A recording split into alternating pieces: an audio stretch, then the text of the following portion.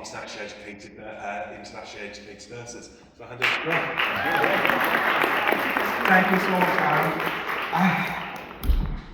My team can tell you I've been excited about this opportunity for about 3 weeks. So forgive me if I start with my hands shaking or trembling a little bit, but this is something I'm very, very passionate about. Just to tell you quickly about myself, I've been a nurse since 1998. So that's about what, 24 years?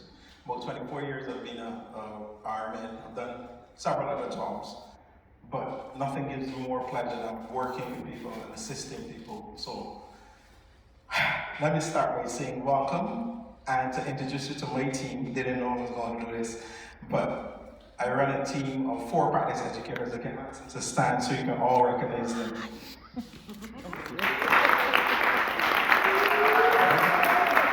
So what we do is to be able to offer support for our internationally educated nurses across the Southern Health. And today when I heard about this opportunity to be able to speak to people across the Southeast and Southern Health about our experiences, I wanted to share passionately about what it's like to be an international nurse. And I could stand here and speak for days, talk a lot, but I felt that we needed to also have some data and some information surrounding that. My eyesight isn't the best, so I'm going to read a little bit from this. So what we did was to have a short survey, a really short survey. We just did it for about 10 days, around 17 questions. And what we basically did was to divide it into 3 parts. So we had 1 about you, the international nurse. 2 was the second section about working with Southern Health. And 3, of course, looking into the future. And to do that, we had a sample size of around 150 of our international nurses. And I'm happy to say that we were able to achieve about 53% of those nurses being able to respond. And even before I set up the survey, I had some discussions with Peter Peary and Vicky Tinkler, who works in our works along with site us with SHIP. And what we basically wanted to do was to be able to ask those stimulating questions to bring about the experience of the international nurses. So we worked hard on the questions and about the methodology as well. So first, what we wanted to do was to be able to look at the ethnicity of our international nurses. And we know from our own data that our international nurses, quite a large chunk, about 90% of our international nurses come from the continent of Africa. I'm also proud to say that I'm African by Barbadian descent. So I also include myself as Black and African. And we have a percentage of our international nurses also from India, and some who has also come the route of Canada. Some also come from Nepal. We have an international nurse from Hong Kong. And we also have an international nurse from Australia. So it's quite important that we remember that our nurses are diverse, but by and large, we fit into a Black and minority ethnic group. Why did I show this? Because it's significantly important for you guys to understand what it's like to be an international nurse. For me, coming to the UK, I was a little bit older than our traditional international nurses, as this slide will show. Our international nurses tend to be less than 44. And we can see about 50-80% of our international nurses who responded are below the ages of 45. This is significantly important for us because it means when we think about planning our strategy over the next 1 to 2 years, 3 to 5 years, we have a workforce that is young enough to stay within the NHS and still remain viable in terms of their production. But for me, coming to the UK, it was around, I don't want to say my age, but it was older than that.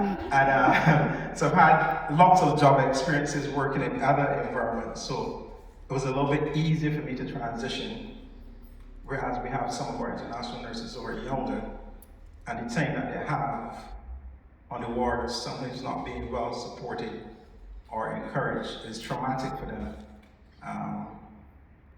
Some people say that their experience has been traumatizing. Some people question those hard truths about whether they're made to feel inclusive. Whether Ali and I have had very long conversations even before I took this job as a practice educator. talking about being treated as a conveyor belt system where we're just recruiting people, but we don't have systems to support them. So, to adequately look at this, we really wanted to start with our reasons and motivation for coming to the UK. So we played around with with SurveyMonkey for a little bit, and I was able to construct this word piece. And what stood out for us was experience, work, career, for better opportunities. And we know when we look at all of the work that was done, Peter has done substantial work with looking at international nurses. Just about 4 weeks ago, the Health History report came out, and what they basically did was to look at the reasons why, one of the segments was to look at why people move to the NHS, why they move to the UK. And we know that it's significant that people come for better opportunities, to be able to support their family, to be able to provide a livelihood. And it's quite important because for me, I came because of my family and being able to provide opportunity for them. So,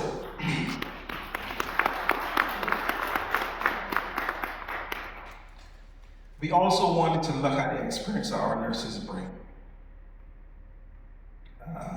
We looked at the time as a registered nurse. Adam was just speaking about one of the nurses who we met, and they had significant experience in terms of working at a much higher level before. Our nurses traditionally come with the experience of working more than 6 years as an RN. And we know that if you're 6 years into a job, you better be good at it or you're finding another job. But our nurses are resilient. They've done lots of work to be able to get here. You have to be able to do your IELTS, you have to be able to do your CBT, and then when you get here, you have to do your OSCE. So there's a lot that our nurses then have to prove themselves in different testing to be able to practice here in the UK.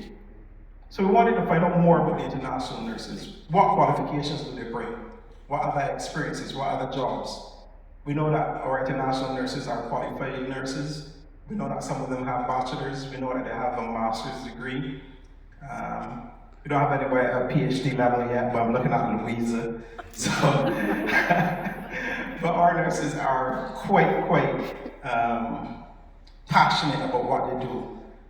And later on, we'll show that our nurses also want to achieve more.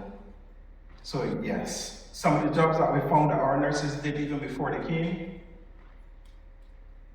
Some of our nurses work above the level of band 6. And when I say some, I really should say majority. So this slide, if you can really see it, you will see that currently our international nurses, those who responded, more than just about 60% are working at the level of band 5.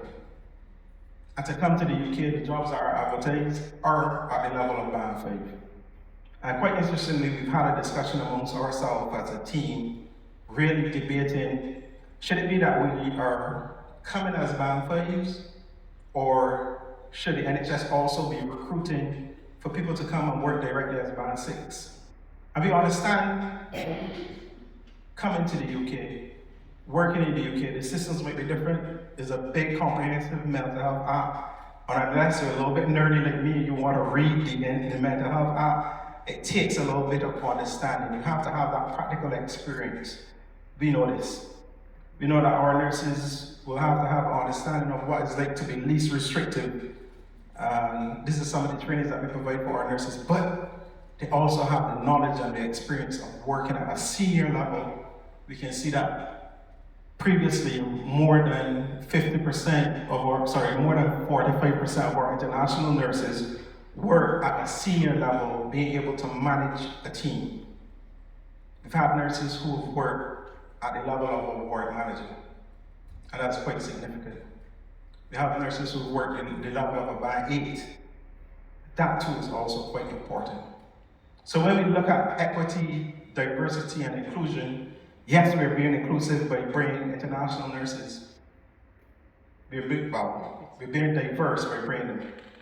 The efforts are being made in some areas to include our international nurses. But are we really being equitable? And that's the question that we need to answer today. So the previous slide is congruent with the data when we look at the workforce, race equality standards. This is the most recent report in 2022.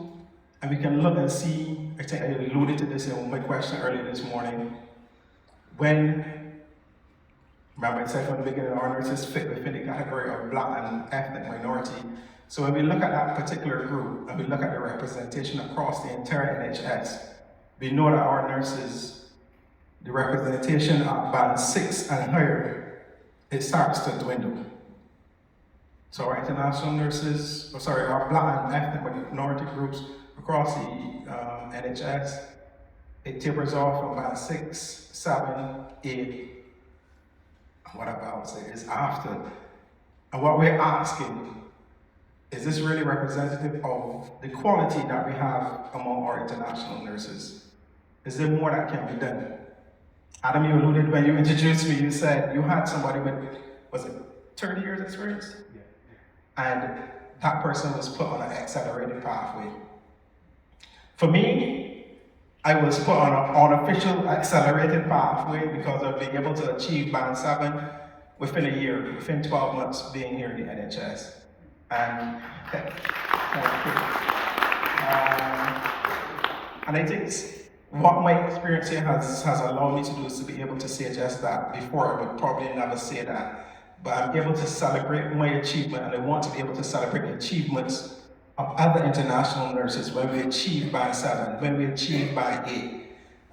And some of those people I would want to mention, I just met Farai earlier today. We know Sam Ojo, who is like a mentor to us, or our international nursing team. Sam is the matron of Southfield. And Peter Peary is no secret, he's a mental health nurse as well. So I only met Peter probably earlier this month, last month. But it was very a warm feeling to know that Peter has elevated beyond being a mental health nurse, was it CBT or DBT? Yeah.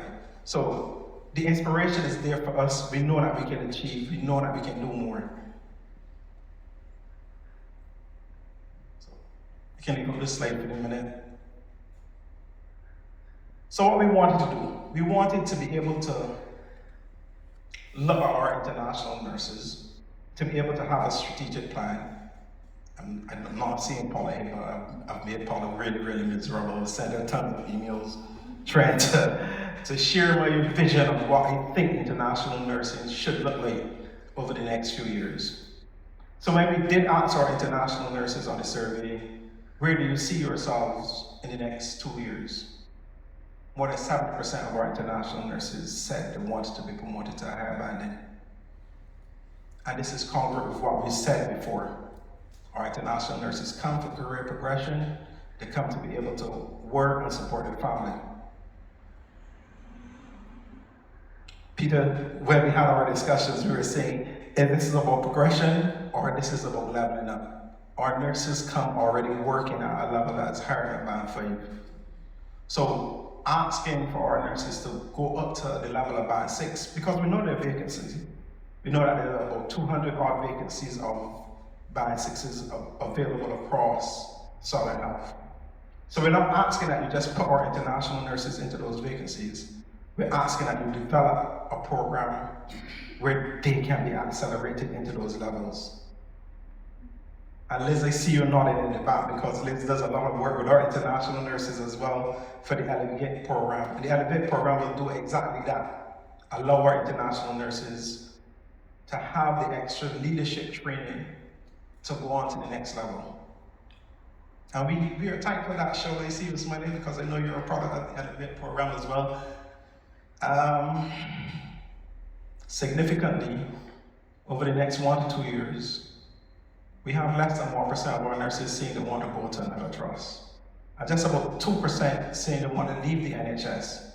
So it means then for us that our retention rate will be high over the next 1 to 2 years. I sit on a committee which looks at our recruitment. And over this financial year, we're slated to bring about 135 international nurses. I'm not a mathematician, but I do know that it relates to about 47% growth in the amount of international nurses we have. So by the end of the next financial year, we'll be looking at about 300 international nurses across our health, across our mental health trust. So it means that now is the time for us to be able to get this right. Or a few months from now, we're going to be looking at some nurses who might not be satisfied with where they are at, and a workforce who's not happy with what is actually happening. Yes. So, what about the next 3 to 5 years? In the next 3 to 5 years, again, we see that our nurses want the progression beyond the level that they're at currently. So what does this mean? We've seen the Florence Nightingale Foundation presentation earlier. For them, they want to be able to educate our international nurses. So we see that opportunities are there for our international nurses to increase their education, for our international nurses to increase opportunities. But we want those opportunities to translate into something really productive. What is going to be a challenge for us over the next 3 to 5 years is when our international nurses are able then to apply for leave to stay.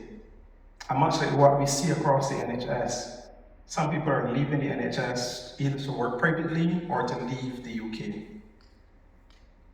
And this is going to be a real threat within the next 3 to 5 years, which means everything that we've talked about today, everything that we've said, if we cannot translate that into something real, that third figure where people are saying they want to leave the trust or they want to leave the NHS is going to grow way more significantly. I don't have statistical proof for it, but it's my anecdotal evidence. So,